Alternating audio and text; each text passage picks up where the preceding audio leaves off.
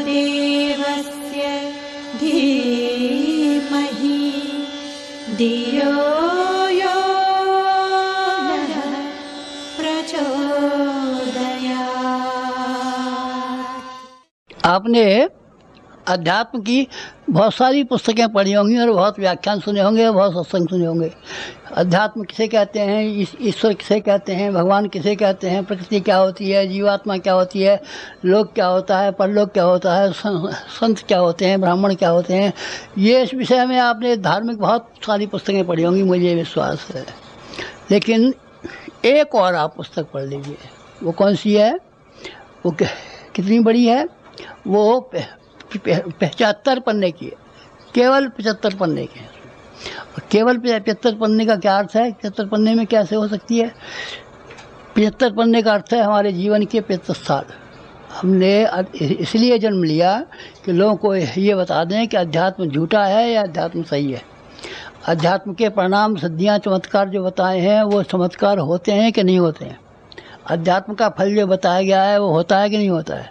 हमने अपने जीवन को एक प्रयोगशाला के रूप में बनाया है और प्रयोगशाला के रूप में बना करके लोगों को दिखाया है कि देखो, तुम अगर नास्तिक हो, तुम अगर अविश्वासी हो, भगवान को तुम नहीं मानते हो, तो हमारे जीवन की परीक्षा करके देख लो और ये देख लो कि हमारे पास अध्यात्म के अलावा कोई चीज़ नहीं है, केवल अध्यात्म है। और केवल अध्यात्म होकर के हमने अपनी ज़िंदगी को गंवा दिया या कुछ कमा लिया। आप इसको देख लीजिए, ये आपकी प्रयोगशाला है और ये एक ऐसी चीज़ है कि आप किताब पढ़ने की अपेक्षा हमारी ज़िंदगी पढ़ डालिए। 75 वर्ष की पूरी ज़िंदगी पढ़ डालिए। 75 वर्ष की पूरी ज़िंदगी में आप क्या पाएंगे? ऐसा मज़ा पाएंगे कि अध्यात्म के जो परिणाम और जो उसके फल बताए गए हैं वो 100% सही हैं, वैसे गलत हैं। नास्तिक कहते हैं भगवान है ही नहीं, और बुद्धवादी कहते हैं, तर्कवादी कहते हैं कि कोई एक ऐसी शक्ति तो है जो व्यवस्था बनाती है, पर वो कोई पूजा पाठ के काम नहीं आती, उसको किसी से पूजा से कोई संबंध नहीं है। अच्छा, क्या चलिए, लोगों ने हज़ारों बात कही है, पर हमने तो अपना जीवन लगा करके और उसके परिणामों को दिखा करके बताया कि इसके परिणाम देखिए कि अध्यात्म अगर सच्चा हो तो उसके सच्चे परिणाम निकलते हैं कि नहीं निकलते। कैसे निकले? देखिए, मैं आपको अपने 75 पन्ने की यानी 75 साल के जीवन में से थोड़ी सी घटनाएं सुनाता हूँ। सारी घटनाएं सुनाऊँ तो रामायण बन जाएगी और उसको कहाँ तक पढ़ेंगे और आप कहाँ तक सुनेंगे। पीएचडी किसी ने किया है और पीएचडी वाले ने इतना मोटा ग्रंथ लिखा है कि गुरुजी की कितनी बड़ी ज़िंदगी है, क्या क्या काम किए हैं, अब उसको आप जान लीजिए। मैं तो आपको काम के चुने हुए कुछ पन्ने सुनाई देता हूँ, जिससे कि आपको का भी समय न खराब हो और मुझे भी बेकार बात न करनी पड़े। क्या है बेकार बात करने की? हमारे इस संसार के 2 गुरु हैं जिनको हम भूल नहीं सकते कभी। एक महामना मालवीय जी हमारे गुरु हैं। 9 वर्ष की जब उम्र थी तो हमारे पिताजी वहाँ लेकर के गए थे और काशी विश्वविद्यालय में मालवीय जी सहपाठी थे उनके, उन्होंने हमको दीक्षा दिलाई थी और गायत्री मंत्र उन्होंने दिया था। और एक बात कही थी जो हमको गांठ बंधी हुई है और आज तक हमने बुराई नहीं है उसको। बहुत सी बातें कही थी, उपदेश दिए थे, वो तो हम सब भूल गए। उनमें से तो अब क्या क्या कहा था याद नहीं है। गायत्री मंत्र याद है, उन्हीं ने दिया था हमको, यज्ञोपवीत उन्होंने दिया था। और एक बात कही थी उन्होंने कि गायत्री ब्राह्मण की कामधेनु है, तू ब्राह्मण बनना, इसका दूध पीना चाहे तो ब्राह्मण बन जा। तो हमने कहा हम ब्राह्मण तो है ही, हम 60 ब्राह्मण हैं और आप उनको ब्राह्मण नहीं मानते क्या? कोई और लोग कहते हैं जैसे कि ये बढ़ई है तो आप बड़े मानते हैं कि नहीं, तेरे पिताजी तो हमारे साथ पढ़े, बड़े थोड़े कहते हैं हम तो। ये हम तो अब मानते तो ब्राह्मण ही हैं, लेकिन ब्राह्मण पैदा नहीं होते, बनते हैं। मनु ने कहा है महायज्ञेश यज्ञेश ब्राह्मीयं क्रियते तनु। ब्राह्मण विचारों से, कार्यों से, व्यवहार से, चरित्र से, चिंतन से, इन सब बातों से ब्राह्मण बनाया जाता है। तो ब्राह्मण बनना तो ये गायत्री जो मंत्र मैंने दिया है, तो ये कामधेनु वो एक गाय है, कहाँ है? स्वर्गलोक में रहती है। देवता उसका दूध पीते हैं, वो निहार हो जाते हैं। ये कामधेनु के बराबर फल देगी। एक गुरु मैंने ये बांध ली कि मैं ब्राह्मण बन के जीऊँगा। राजा हरिश्चंद्र का ड्रामा गांधी जी ने देखा था और देखने के बाद में उन्होंने कहा मैं हरिश्चंद्र होकर के जीऊँगा, और वास्तव में हरिश्चंद्र ही होकर के जिए। और मालवीय जी ने कहा था कि तू ब्राह्मण बन के जीना, मैं ब्राह्मण होकर के जिया हूँ। और ब्राह्मण के हमारे वचन ऐसे हैं कि जिसको हमने कह दिया तेरा बुरा हो जाएगा तो उसको बुरा ही होगा। कहा आपने बुरा नहीं कहा, अच्छा ही कहा है। हमने जिसको कहा तेरा अच्छा हो जाएगा उसका अच्छा ही हो गया। हमारी वाणी कभी निष्फल नहीं गई। हमारे मुँह में से गुस्से में से कभी क्रोध में से आया होगा। तो बालक था संगी ऋषि, उसके पिता के गले में किसी ने सांप डाल दिया था, तो उसने शाप दिया कि ये जाकर के सांप, जो मरा हुआ सांप मेरे बाप के गले में मरा हुआ है, ये जिंदा हो जाए। वो जिंदा हो गया। जिंदा हो गया। जिंदा होने के बाद उसने कहा कि सांप कि हाँ, कि जिस किसी ने मेरे बाप का अपमान किया उसको काट तो खा। बस वो खट चला गया सांप सनसनाता हुआ। और उसने परीक्षित को 7 दिन के भीतर टाइम दिया था, 7 दिन में खा ही लिया। उसको सब बचाव के उपाय कर डाले पर वो हुआ नहीं। ये किसे कहते हैं? ये ब्राह्मण की शक्ति कहते हैं। ब्राह्मण की वाणी इतनी पवित्र पुनीत होती है। ब्राह्मण की वाणी एक ऐसी तोप होती है, ऐसी तमंचा होता है, एक ऐसा होता है कि राजा दशरथ ने एक ब्याह कर लिया, 2 ब्याह कर लिए, 3 ब्याह कर लिए, कोई बाल बच्चा नहीं हुआ। फिर उन्होंने गुरु वशिष्ठ ने कहा कि हम तो विद्वान हैं, हवन करा देंगे। अरे गुरु वशिष्ठ बोले अरे हम तो बामन हैं, पंडित हैं और राजा का राज्य का हम धन खाते हैं, हम कैसे ब्राह्मण हो सकते हैं? ब्राह्मण तुझे लाना हो तो संगी ऋषि को लिवा के ला। उसका आहार और विहार और जीवन और क्रम इस तरह का है जैसे असली ब्राह्मण का होना चाहिए। बस राजा दशरथ गए और राजा दशरथ ने जाकर के और वहाँ से कहाँ से सिंगी ऋषि को लोमस ऋषि की आज्ञा मान करके लाए और उन्होंने हवन कराया था। उन्होंने हवन कराया था। वाणी से ये कहा, पहली रानी आई कि तेरे क्या हुआ? कि भगवान पैदा होगा तेरे। दूसरी आई कि तेरे क्या पैदा, कि मेरे कि तेरे भी भगवान पैदा होगा। दूसरी रानी थी वो खीर जो थी वो उनने समझा कि इनकी 4 रानियाँ थी, वो 3 तो 400 में काट रखी थी। अखीरी तीसरी आई तो दोनों हिस्सों के खीर को मिला करके उनके एक की खीर को दे दिया। उनने कहा कि तेरे भी 2 भगवान होंगे। सुमित्रा के 2 हुए थे, एक का नाम शत्रुघ्न था और एक का नाम भरत था। उनको राम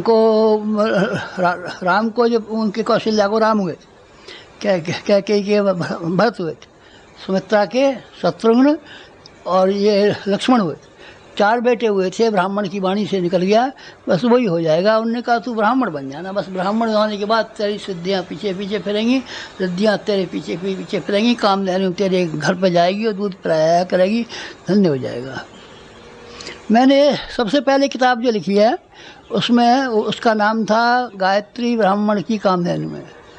लेकिन फिर लोगों ने कहा कि अरे साहब ये जात पात आप फैलाते हैं और ये बामन बनियाँ फैलाते हैं और गवर्नमेंट के कानून के विरुद्ध कहते हैं कि ब्राह्मण को ऊंचा बताते हैं औरों को नीचा बताते हैं। तो मैं समझा कि लोगों की समझ में नहीं आया है। ब्राह्मण जन्म से पैदा नहीं होता, ब्राह्मण कर्म से पैदा होता है। तो ये बात समझ में नहीं आ रही है। तो फिर मैंने उसी किताब का पहला संस्करण तो बिक गया, दूसरा संस्करण जब छापा तो मैंने ब्राह्मण शब्द काट दिया उसमें से, गायत्री कामधेनु, बस ये छापा। और अब आपका ख्याल क्या है? अभी भी मेरा ये ख्याल है कि गायत्री ब्राह्मण की कामधेनु, ब्राह्मण की कामधेनु है। ब्राह्मण अगर है कोई व्यक्ति तो उसकी वाणी, ब्राह्मण की वाणी इतनी होती है कि यूँ कहते हैं कि उसके पैर छुओ या आशीर्वाद ले जाओ, उसका आशीर्वाद फलता और फूलता है, फलता और फूलता है। ये तो अब मालवीय जी की शिक्षा हो गई। एक और गुरु हैं हमारे, 2 गुरु हैं आप यहाँ भाई साहब, 2 गुरु हैं हमारे। उनके रामचंद्र जी के भी 2 गुरु थे, एक का नाम वशिष्ठ जी था, एक का नाम विश्वामित्र था और एक का नाम वशिष्ठ जी था। 2 गुरु थे। हमारे भी 2 गुरु हैं। एक कौन से हैं? एक हिमालय पर रहते हैं, नंगे रहते हैं, सूक्ष्म शरीर है उनका, स्थूल शरीर स्थूल नहीं है, सूक्ष्म शरीर है। सूक्ष्म शरीर से हमने जैसा उनको देखा था, अपने कमरे में देखा था और हिमालय पर जाके देखा था, वो सूक्ष्म शरीर की कल्पना हमारे दिमाग में है, तो उस कल्पना के आधार पर हमने बना लिया। स्थूल शरीर नहीं है उनका। बातचीत करते हैं, सूक्ष्म शरीर है बाबा, बातचीत किससे करते हैं? वो वहाँ आए हमारे घर, उनका सूक्ष्म शरीर, और उनने कहा 15 वर्ष की उम्र हो गई, तो 15 वर्ष की उम्र हो जाने पर उनने कहा कि हम तुझे गायत्री की दीक्षा देंगे। तो हमने कहा कि हम गायत्री की दीक्षा तो ले आए हैं, मालवीय जी ने दे दी थी। उन्होंने कहा नहीं, हम दूसरी दीक्षा देंगे, हम दूसरी दीक्षा देंगे, क्या तुम्हें क्या आप भी दे दीजिए। उन्होंने पहले 3 जन्मों के हाल दिखाए हमारे, और 3 जन्मों के हाल दिखाने के बाद में हमारा विश्वास हो गया कि यही हमारे गुरु हैं और इन्हीं को समर्पण करना चाहिए। गुरु को समर्पण किया जाता है, गुरु दक्षिणा दी जाती है, पैसे दे रहे, पैसे नहीं दिए जाते, समर्पण किया जाता है, समर्पण किया जाता है। गुरु हमारा आया, हमने कहा हमारा शरीर आपका, हमारा दिमाग आपका, हमारा पैसा आपका, हमारा जो कुछ भी है तन मन धन सब आपका है। गुरु इससे कम में नहीं होता।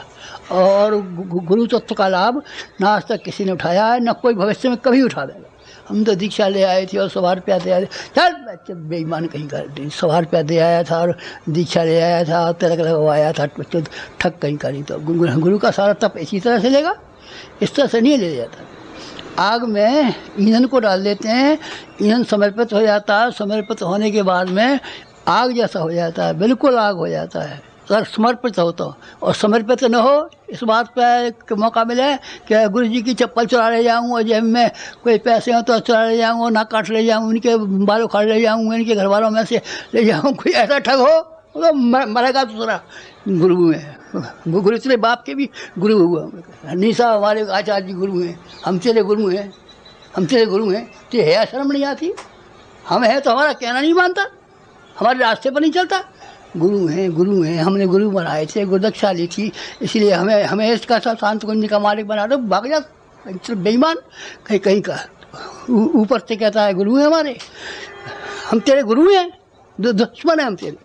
हमारी तेरे कोई आज्ञा मानी, हमारे कहने पे चला, हमारे साथ एक कदम उठाकर चला गया है पश्चिम को और हम ले आ रहे थे पूरब को, और ऊपर से कहता है गुरु हैं। हम गुरु नहीं है, गुरु वो आए थे जो हिमालय से हमको आए थे, वो हमारे घर आए थे। आप हिमालय गए थे? नहीं, हम नहीं गए थे, न हमने देखा उनका हिमालय, न वहाँ हम जा सकते थे, और न हमें कुछ पता था कौन गुरु है कौन गुरु नहीं है। वो जन्मांतरों के गुरु थे, वो आए और उन्होंने आकर के हमसे कहा कि हमारी गुरु दीक्षा ले लो। कहा तुम तो वही सुना दिया, अरे यही है तो हमने सुना है, आप वही गुरु दीक्षा दे रहे हैं। तो उन्होंने कहा कान में कि एक और बात सुन, बोर काटो, बोर काटो, बोर काटो। मैंने कहा साहब क्या क्या क्या बोएं, कहाँ बोएं, खेत तो हमारे पास है, अपने कहाँ से काटें, आप सब बात को समझाइए ना हमको। तो उन्होंने ये कहा कि तेरे पास जो कुछ भी है, जो पहले जन्मों का लेकर के आया है वो, और इस जन्म का जो कुछ तेरे पास है, सब भगवान के खेत में बो दे। भगवान का खेत कहाँ है? भगवान का खेत हमने कभी देखा भी नहीं है, पटवारी ने भी नहीं बताया कि भगवान का खेत कहाँ है। तो उन्होंने कहा पटवारी के खाते में नहीं है, ये जनता जनार्दन जो है, ये सारा विश्व है, ये भगवान का विराट रूप है। ये अर्जुन को दिखाया था, यही उसको कौशल्या को दिखाया था, ये यशोदा को दिखाया था, ये काकुसंड को दिखाया था। भगवान का असली स्वरूप ये विश्व है। तो इस विश्व की जनता के लिए जो तेरे पास है सो सब सौंप दे, सब बीज रूप में बोले। क्या चीज़ें हैं हमारे पास? उनने दिलाई याद, हमें तो मालूम नहीं था हमें क्या चीज़ें हैं हमारे पास। उन्होंने कहा देख तेरे पास सबसे बड़ी चीज़ है समय। भगवान ने जन्म दिया है तो समय दे करके भेजा है एक, और तेरे शरीर में श्रम है, श्रम है। समय भगवान ने जितना दिया है वो उनने दिया है। श्रम तेरे शरीर में, कलाइयों में, भुजाओं में श्रम है 2, और तेरे मस्तिष्क में ज्ञान है 3 तो ऐसा है कि तू जब माँ के पेट में से पैदा हुआ था तभी भगवान की 3 चीज़ लेकर के आया था। और चौथी एक और चीज़ है, वो कौन सी है?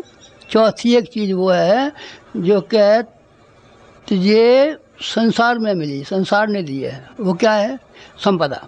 संपदा भगवान के यहाँ के लेके नहीं आते, सब आदमी नंगे शरीर आते हैं, नंगे हाथ आते हैं। यहाँ किसी के पिता की है, किसी के बाप की है, किसी की कहीं की है। ये 4 चीज़ें तेरे पास हैं, इन चारों चीज़ों को तू बो दे। अच्छा ले लीजिए, अब हम बोएंगे। 15 वर्ष की उम्र में से वो चारों चीज़ें बोना हमने शुरू कर दिया। हमने अपना समय बोया। अपना समय किस काम में लगाया? हमारा सारा समय 2 काम में लगा है। एक तो भगवान की उपासना में लगा है, उनके नज़दीक चरणों में बैठने में, और एक भगवान का जो सारा विश्व है इसकी सेवा करने में हमारा लगा है। सारा समय का आप हिसाब लगा लीजिए। जो हम नहाने में समय चला गया होगा, टट्टी में करने में समय चला गया होगा, सोने में समय चला गया होगा, खाने में समय चला गया होगा, उसका तो हम गुनहगार हैं। बाकी सारा समय हमारा सिवाय लोक मंगल के और किसी काम में नहीं लगा है। एक समय, और दूसरा श्रम। पसीना हमने खूब बहाया है। काम हमने इतना ज़्यादा किया है कि 5 आदमी मिलके काम नहीं कर सकते, उतना हमने काम किया है। हमने अपने आप के साथ में इतनी कड़ाई बरती है कि हमारा पसीना पसीना निकल पड़ा है। पसीने की एक बूंद, कभी आराम में बैठे हो, कभी वहाँ बैठे हो, कभी वहाँ बैठे हो। ये हमने चारा वेदों के बाद से मिट्टी के तेल की लालटेन के नीचे किए। बिजली के दाम बताए थे कि ये व्यक्ति महंगी। हमने मिट्टी के तेल की लालटेन के नीचे अखंडोती का 20 साल तक संपादन किया है। हम ब्राह्मण हैं, अपने खाने में जौ की रोटी और छाछ खाई है। नहीं आप फल खाते हैं? फल हमारे बाप ने खाए, न दादा ने खाए, न परदादा ने खाए। फल 16 रुपये किलो का खाएगा ये बाबा जी बच्चों? कौन? जालिम ये 16 रुपये किलो का ये खाएगा। माता जी ने एक बार किसी ने कह दिया कि गुरुजी को काम ज़्यादा करना पड़ता है, बहुत घंटे काम करते हैं, तो इनको मौसमी का रस दे दिया करो। मैं अपने काम में लगा रहा था तो एक छोटे गिलास में मौसमी का रस ले आई। तो मैं समझाइए पानी लाइए। पानी को उठा करके फिर मैंने देखा कि ये क्या है, कि मौसमी का रस है। अरे तेरे का तुमने ये क्या लिया जहर? क्यों? काशी तपोभूमि पे आदमी रहते हैं, उनके बच्चे रहते हैं, उनकी लड़कियां रहती हैं, उनके बच्चे छोटे छोटे बालक रहते हैं, उनको मौसमी का रस का दूध भी नहीं पीते। और अगर हम मौसमी का रस पीते हैं तो धिक्कार है हमारे लिए। हम मौसमी का रस पीते हैं तो धिक्कार है हमारे लिए। इसीलिए हमने वो जो मौसमी का रस था माता जी को दे दिया, किसी बच्चे को दे देना। और मैंने उंगलियाँ गले में डाल करके उल्टी कर दी ताकि वो जहर, कौन सा? फलों का रस। जहर फलों का रस क्या होता है? जहर ब्राह्मण का जहर है। वो जहर मैंने क्या कर दिया। और क्या करने के बाद में सारा श्रम जो था वही अपनी रूखी रोटी खा करके और वही अपनी दाल और रोटी खा करके ज़िंदगी काट डाली और परिश्रम किया, समय दिया। बुद्धि भी हमारी, आप ये बुद्धि में समय जितना भी अकल ने काम किया होगा, अकल हमारी लोक मंगल के लिए लगी है। न हमको महंत बनने में लगी, न हमको नेता बनने में लगी, न हमको अमुक काम में मिली, न अमुक काम में लगी। हमारी योग्यता, हमारी बुद्धि ने जो कभी काम किया होगा, रात में सपना देखा होगा तो भी हमने लोक मंगल का सपना देखा होगा, परमार्थ का सपना देखा होगा, पुण्य का देखा होगा, पुरुषार्थ का देखा होगा, जन कल्याण का सपना देखा होगा, आत्मशोधन का सपना देखा होगा। यही सपना देखा हमने, कोई सपना नहीं देखा। ये क्या हो गया? ये हो गया हमारा श्रम, ये हो गया हमारा समय, ये हो गई हमारी बुद्धि।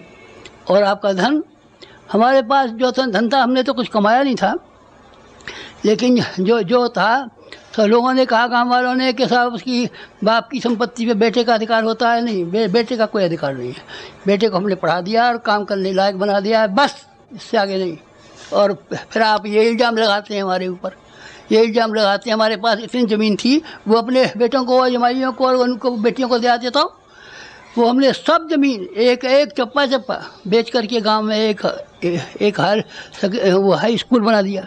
हाई स्कूल में सब पैसा लग गया। जो कुछ बाकी बचा था वो गायत्री तपोभूमि में लगा दिया, जो कुछ बचा दिया। माता जी के पास एक आध जेवर रह गया था, यहाँ जब शांत कुंज आई तो उन्होंने वो भी लगा दिया, सब लगा दिया। हम खाली हाथ हैं, हम मरेंगे तो आप तलाशी ले लेना।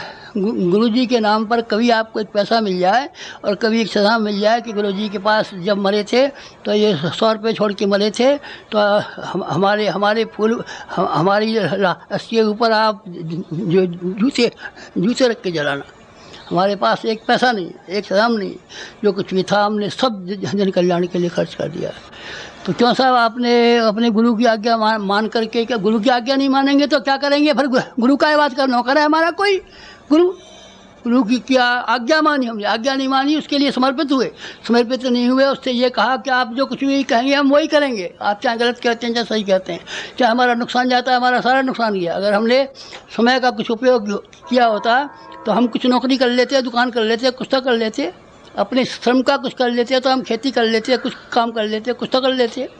जो हमारे बाप दादे लाखों रुपए की जायदादें छोड़ के गए थे, अभी आप मकान देखना हमारा कितना बड़ा मकान, उसमें से जो हम छोड़ के गए थे उस पैसे को बैंक में जमा कर देते, तो उसकी ब्याज से हमारी 7 पीढ़ी बैठ कर के बैंक से खाती रहती है। पर नहीं, गुरु शिष्य की परंपरा बड़ी होती है। गुरु आपने सुना हमारा वो गुरु बकेवत बच्चों, धूर्त, बेईमान, चालाक, गुरु बताता है। गुरु किसे कहते हैं जानता है? हम जानते हैं गुरु को, हमने जीवन में गुरु को समझा है और गुरु ने हमको समझा है कि ये आदमी पात्र है इसका, इसका पात्र है, उसने अपनी सारी शक्ति उड़ेल दी हमारे ऊपर। उसका तप जो है, जितना पुराना तप है, उसने एक और एक तप उड़ेल दिया हमने, और हमने जो कुछ भी था सब सौंप दिया है। आग ने अपनी सारी गर्मी ईंधन को सौंप दी है, और ईंधन ने अपनी सारी गर्मी सारा शरीर आग को सौंप दिया है। बस ये हो गया। तो आपको फिर क्या मिला इससे? भाई साहब, जो मिला उन्होंने ये कहा था, देख बाजरा जो है 100 गुना पैदा होता है। खेत में एक बाजरे का बीज बो दे तो उसमें जो बाल आवेगी 100 होंगे, और जो मक्का बोएगा, एक मक्का का बीज बोएगा तो 100 गुना बोएगा।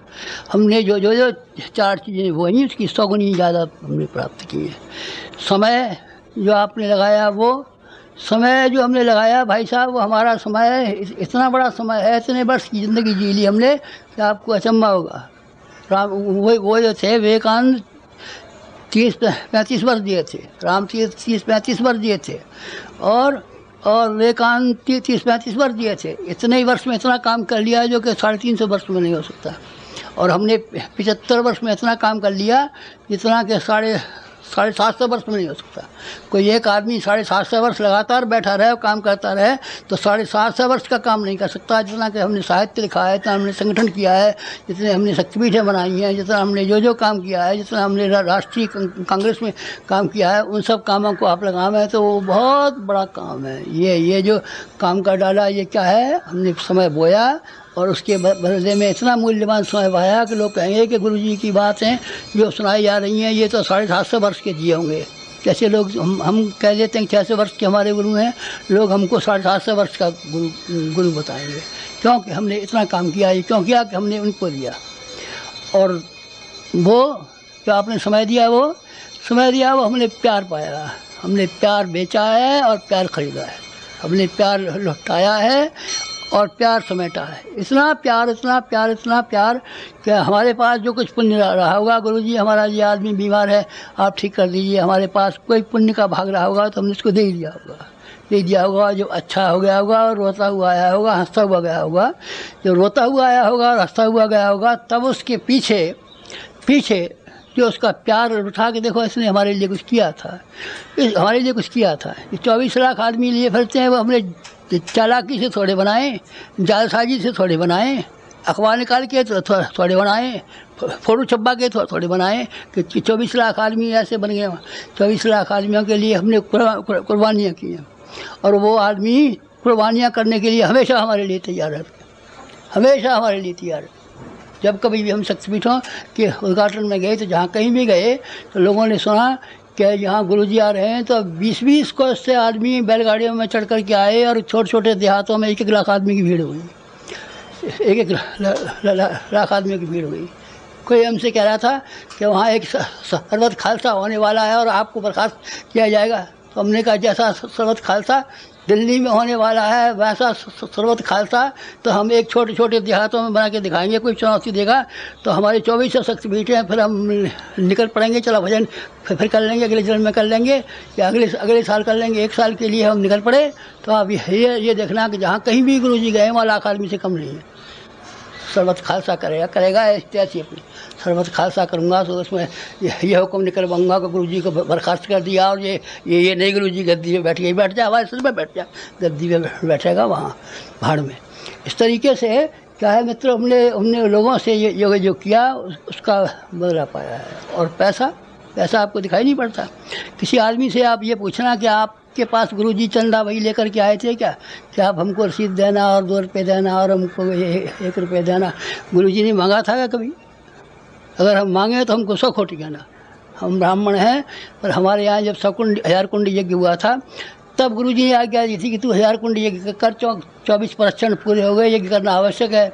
तो हमने कहा यज्ञ करें चाहे न हो, अधूरा रह जाए हमारा, पर हम किसी के आगे यो झोली पसारने के लिए कि साहब 2 रुपया दीजिए और हमारे 1000 कुंड हो रहा है, हम कभी नहीं जाएंगे। चाहे आप गुरुजी हैं तो इसके बदले में फांसी पर चढ़ा दीजिए। आप फांसी पर चढ़ा देंगे तो वो हमको स्वीकार है, आप गंगा जी में डूबने के लिए कहेंगे वो हमको स्वीकार है, पर हम मांगने नहीं जाएंगे। लेकिन हम मांगने नहीं गए। फिर कितना खर्च हुआ है आप जानते हैं? 2400 शक्तिपीठें बनी हुई हैं, एक शक्तिपीठ 10-10 लाख की बनी हुई है। आप जूनागढ़ जाके आइए, पूरे पत्थर की बनी हुई है। आप अहमदाबाद होकर के आइए, कितनी शानदार बनी हुई है। आप सहरसा होकर के आइए, देख के आइए कितनी बड़ी बनी हुई है। आप भिलाई देख कर के आइए, 10 लाख रुपए की शक्तिपीठ बनी हुई है। एक एक शक्तिपीठ को देखें तो आप करोड़ों करोड़ रुपए की शक्तिपीठें बनी हुई हैं। कि किसकी? 1000 रुपये हमने दिया, लो भाई शक्तिपीठ के लिए हम तुम्हें आज्ञा देते हैं और ये 1000 रुपये नकद देते हैं, इसको ले जाओ, तुम बना देना, तुम्हारा अक्षर रहेगा, तुम्हारा कभी पैसा नहीं घटेगा। किसी का पैसा नहीं घटा और वो लाखों करोड़ों रुपया खर्च हो गया। यहाँ है, यहाँ आप देखते हैं शांति कुंज में चौकाई देख लीजिए, खड़े रहिए आप सवेरे से शाम तक, और ये देख लीजिए कि सवेरे 6 बजे से लेकर शाम को 6 बजे तक इनका चौका चलता रहता है कि कितने आदमी खाना खाते हैं। यहाँ की इमारतों को देख लीजिए, यहाँ की इमारत देखिए, मथुरा की इमारत देखिए, अमृतसर की इमारत देखिए, ये तो हमारी बनाई हुई है। उनको आप देखिए कितने रुपए का है, ढेरों रुपए का है, कितनों का है, करोड़ों का, सैकड़ों का, सैकड़ों का नहीं करोड़ों का, ये करोड़ों का है। जो भी हमने काम किए हैं, गाड़ियाँ हैं हमारे पास 30, अगले दिनों 100 गाड़ियाँ लेने का हमारा विचार है। 100 गाड़ियों से सारे हिंदुस्तान के हर गांव में जा पहुँचेंगे, 100 गाड़ियाँ खरीद लेंगे, हम खरीद लेंगे। कहीं आपके पास है? हमारे पास सब कुछ है। हमारे पास, हमारे हृदय में, हमारी वाणी में, जैसे हनुमान जी ने कलेजा चीर करके दिखाया था कि आपको भगवान देखने हो, रामचंद्र जी ये देखने हो तो यहाँ देख लीजिए। तो गुरु की कृपा देखनी हो तो हम आपको अपना कलेजा चीर के दिखा सकते हैं और उसमें आपको गुरु हमारा बैठा हुआ दिखाई पड़ेगा। और वो ऐसा समर्थ गुरु है कि न हमें रुपये का भाव पड़ता है, न पैसे का भाव पड़ता है, न किसी का भाव पड़ता है, न डरने का भाव पड़ता है, न विरोधी का भाव पड़ता है, न निंदक का भाव पड़ता है। किसी का असर नहीं हमारे ऊपर। आप इतने निर्भीक हैं, हम बिल्कुल निर्भीक हैं। कोई हमने तो सुना है कि फलाना आदमी आपका प्रतिद्वंदी खड़ा हो गया है और आपको गद्दी पैसे उतार देगा, बैठ जाएगा, देख लेंगे गद्दी पर उठाएगा, आएगा तो यहीं हमारे पास उतार दे, तब देख लेंगे हम कैसी गद्दी पैसे उतार देगा। तो पैसे के मामले में कितनी योजना है अभी हमने बनाई है। लाख कुंड की योजना बनाई है और क्या नाम है, एक विश्वविद्यालय की योजना बनाई है, 1 लाख आदमियों को शिक्षण देने की योजना बनाई है। कितनी योजना बनाई है, इतनी लाखों की हमने योजना बना रखी है, पूरी हो जाएंगी। 24 लाख पेड़ लगाने की है गवर्नमेंट। जब 24 लाख पेड़ लगाती है तो गुरु जी गवर्नमेंट के करोड़ों रुपये खर्चे आते हैं, हो जाते होंगे, हमें नहीं मालूम है। और आप इतना बड़ा विश्वविद्यालय अकेले चला लेंगे? हम अकेले चला लेंगे और हम आपको दिखा देंगे कि 10,000 प्रचारक हमने बना दिए कि नहीं बना दिए। आप देख लेना, हमारे उससे पहले आके देख लेना हमारे रेस्टोरेंट पे कि 10,000 गायक, 10,000 वक्ता, 10,000 प्रचारक तैयार हो गए कि नहीं हो गए। इस तरीके से जिन कामों की, साधनों की ज़रूरत है, साधन जो हमारे पास थे वो हमने परमार्थ में भगवान के खेत में बोए और 100 गुने होकर के आए। जो उसमें से मक्का 100 गुनी हो जाती है, बाजरा 100 गुना हो जाता है। हमारे पास जो कुछ भी मुट्ठी भर था, सुदामा के तंदुलों की तरीके से हमने भगवान के चरणों पर अपनी पोटली चढ़ा दी और उन्हें हमारे चरण धो करके पिए और जो कहा कि द्वारका की राजधानी इसको सुपुर्द कर दो। किसको? सुदामा को। कौन है आप? हम सुदामा हैं। सुदामा है जिसमें भगवान ने अपना मकान सौंप दिया है, जिसने अपना घर सौंप दिया है, जिसने अपना राजपाट सौंप दिया है और वो गरीब सुदामा के यहाँ दे दिया है। हम हैं सुदामा, लेकिन जिनके प्रति हमारी निष्ठा है, जिसके प्रति हमारी मित्रता है, जिसकी हमारे पास हमारी घनिष्ठता है, वो इतना संपन्न और इतना साधनवान है कि हमको ये मालूम पड़ता रहता है। हमेशा जब हम चलते हैं तो ये मालूम पड़ते हैं कि हम कोई सेठ हैं, कि हम कोई राजा हैं, कि हम कोई मिनिस्टर हैं, कि हम जाने कौन हैं, कि जाने कौन हैं। और जब हम चलते हैं तो आपको कहीं डर नहीं लगता, किसी से नहीं। हम हमारे आगे आगे 2 बॉडीगार्ड चलते हैं, पायलट, 2 पायलट चलते हैं और 2 हमारे पीछे बंदूकधारी वो चलते हैं। कौन? बॉडीगार्ड। ये कौन है साहब बॉडीगार्ड? और ये कौन है? पायलट। आपके हमारे पायलट हैं, हमारा भगवान और हमारी जीवात्मा, इसके लिए हमारा जीवन समर्पित हुआ है। ये हमारे जीवन के थोड़े से अध्याय आपको मैंने इसलिए बताए कि आप में से कोई आदमी ये न कहे कि अध्यात्म बेकार है, अध्यात्म झूठा है, अध्यात्म से कोई फ़ायदा नहीं है, अध्यात्म बहकावा है, अध्यात्म छलावा है। तो आप इनमें से जो बातें कही, आप हर एक बात की इंक्वायरी कर लीजिए। अगर इसमें आप इसमें एक भी बात झूठी मिले तो आप ये मानना कि अध्यात्म का कोई फल नहीं होता, ये निरर्थक है। निरर्थक होते हैं वो जिनके अध्यात्म का नाम सुना है और जिन्होंने जीवन में उतारा नहीं है, जीवन से 1000 मील दूर रखा है, जीवन से लाख मील दूर रखा है। कभी माला देवी की घुमा दी है, कभी चंडी की घुमा दी है, कभी डंडी की घुमा दी है, कोई महादेव की घुमा दी है, कोई फलाने की घुमा दी है। ये स्वांग तो करता रहा है, पर अध्यात्म को जीवन में समाविष्ट किया है, हमने जीवन में समाविष्ट किया है। जीवन में समाविष्ट किया है। बस ये हमारे जीवन के 75 पन्ने की किताब के थोड़े से ऐसे अध्याय हैं, थोड़े से प्रश्न हैं, इनको आप देख इनको आप पढ़ लेना, फिर आप इनकी तहकीकात करना। जो यहाँ कहा गया था वो सचमुच कहा गया था या हमको बहकावे के लिए क्या कहा गया था, यानी कि अध्यात्म ने वास्तव में चमत्कार दिखाए थे कि हमको बहकाने के लिए कह रहे थे। आप देखना इसको, ये आपको हम चैलेंज करते हैं। तो हमारा अध्यात्म सही है और उसका था ये आपको हमने अपने जीवन में से अध्यात्म का स्वरूप, अध्यात्म का फल, अध्यात्म का प्रयोग ये बता दिया। बस ये 75 पन्ने की किताब में से आप इतना ही पढ़ लें, इतना ही समझ लें तो आपने समझ लिया। भागवत पढ़ ली, गीता पढ़ ली, रामायण पढ़ ली, सब पढ़ लिया और उसका सार समझ लिया और ये जान लिया कि अध्यात्म सही है, सच्चा है, इसके फल और परिणाम और रिद्धियाँ और सिद्धियाँ 100% सही है। बस इतना कहना था।